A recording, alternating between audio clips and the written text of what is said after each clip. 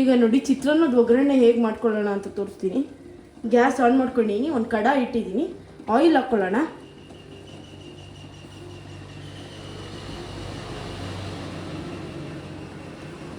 ನಾನಿಲ್ಲಿ ಒಂದು ಇಬ್ಬರಿಗಾಗಷ್ಟು ಮಾಡ್ತಾಯಿದ್ದೀನಿ. ಆಯಿಲ್ ಹಾಕ್ಕೊಂಡಿದ್ದೀನಿ ನೋಡಿ. ಈಗ ಆಯಿಲ್ ಬಿಸಿಯಾಗಿದೆ, ಕಡಲೆ ಬೀಜ ಹಾಕ್ಕೊಂಡು ಫ್ರೈ ಮಾಡ್ಕೊಳ್ಳೋಣ.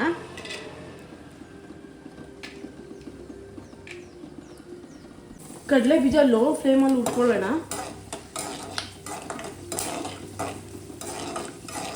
ಅದು ಹಸಿ ಹಸಿ ಇದ್ರೆ ಚೆನ್ನಾಗಿರಲ್ಲ, ಲೋ ಫ್ಲೇಮಲ್ಲಿ ಹುರ್ಕೊಳ್ಳಿ.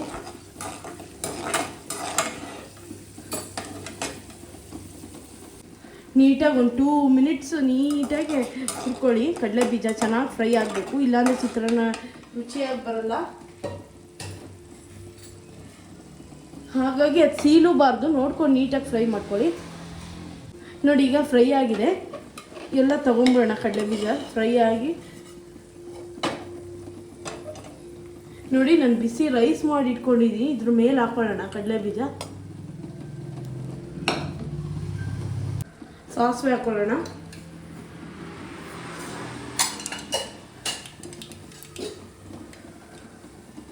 ಕಡಲೆಬೇಳೆ,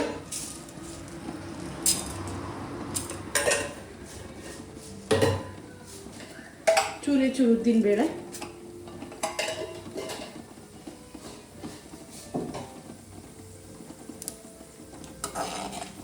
ನೀಟಾಗಿ ಫ್ರೈ ಮಾಡ್ಕೊಳ್ಳೋಣ.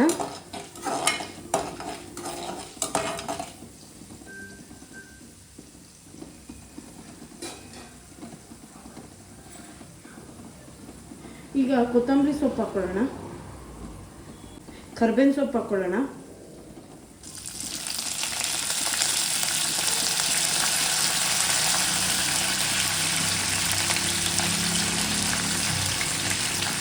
ಈರುಳ್ಳಿ ಮತ್ತು ಹಸಿರು ಮೆಣಸಿನ್ಕಾಯಿ,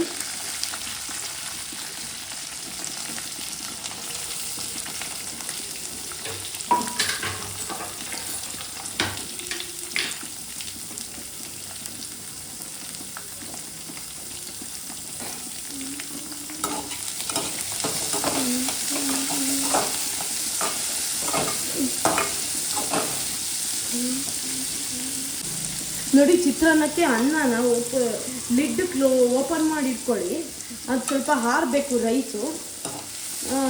ಬಿಸಿದ್ರಲ್ಲೇ ಹಾಕ್ಬಿಟ್ರೆ ಮುದ್ದೆ ಥರ ಆಗ್ಬಿಡುತ್ತೆ ರೈಸು. ಸ್ವಲ್ಪ ಇಟ್ಕೊಳ್ಳಿ, ಚೆನ್ನಾಗಿ ಬರುತ್ತೆ ಚಿತ್ರಾನ್ನ. ನೋಡಿ ಎಲ್ಲ ನೀಟಾಗಿ ಫ್ರೈ ಆಗಲಿ. ನೋಡಿ ಈರುಳ್ಳಿ ಎಲ್ಲ ಚೆನ್ನಾಗಿ ಫ್ರೈ ಆಗಿದೆ. ಈಗ ಕೊತ್ತಂಬರಿ ಹಾಕ್ಕೊಳ್ಳೋಣ. ಕೊತ್ತಂಬರಿ ಹಾಕೊಂಡು ಒಂದು 2 ಮಿನಿಟ್ಸ್ ಹಿಂಗೆ ಫ್ರೈ ಮಾಡಿ.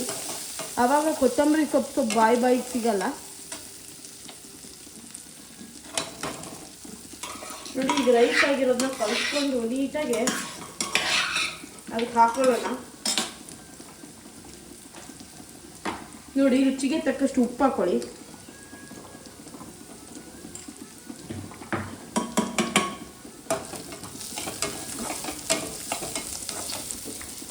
ಈಗ ರೈಸ್ ಹಾಕ್ಕೊಳ್ಳೋಣ.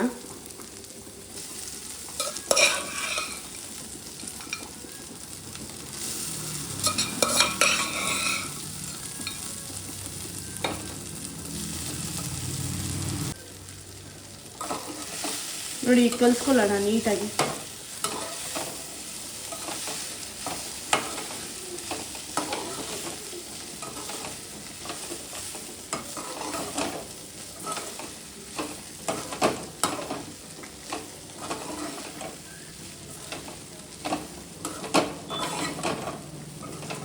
ಆದಷ್ಟು ಎಣ್ಣೆನ ಕಮ್ಮಿ ಬಳಸಿ,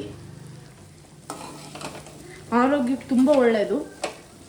ತುಂಬ ಆಯಿಲ್ ಬಳಸೋದ್ರಿಂದ ಒಳ್ಳೆಯದಲ್ಲ ಆರೋಗ್ಯಕ್ಕೆ, ಮತ್ತು ವೆಯ್ಟ್ ಗೇನು ಆಗ್ತಾರೆ.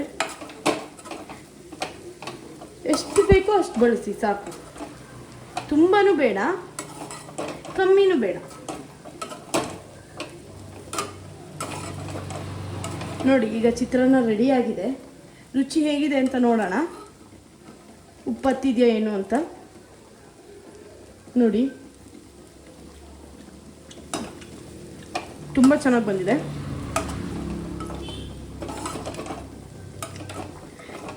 ನೋಡಿ ಸಖತ್ತು ಹೆಚ್ಚು ರೆಸಿಪೀಸ್ ನಿಮಗೆ ಬೇಕು ಅಂದರೆ ಲಿಖಿತಾ ವ್ಲಾಗ್ಸ್ನ ಸಬ್ಸ್ಕ್ರೈಬ್ ಮಾಡ್ಕೊಳ್ಳಿ. ತುಂಬ ಜನ ನೋಡ್ತಿದ್ದೀರಾ ಬಟ್ ಸಬ್ಸ್ಕ್ರೈಬ್ ಆಗ್ತಿಲ್ಲ. ಪ್ಲೀಸ್ ಸಬ್ಸ್ಕ್ರೈಬ್ ಮಾಡ್ಕೊಳ್ಳಿ. ನನ್ನ ಹತ್ರ ಸಾಕಷ್ಟು ರೆಸಿಪೀಸ್ ಇದೆ, ಅದನ್ನೆಲ್ಲ ನಾನು ನಿಮಗೆ ವಿಡಿಯೋ ಮಾಡಿ ನಿಮಗೆ ನೋಡೋಕ್ಕೆ ಹಾಕ್ತೀನಿ ಯೂಟ್ಯೂಬ್ಗೆ. ಓಕೆನಾ ಗೈಸ್, ಸಬ್ಸ್ಕ್ರೈಬ್ ಮಾಡಿ. Thank you.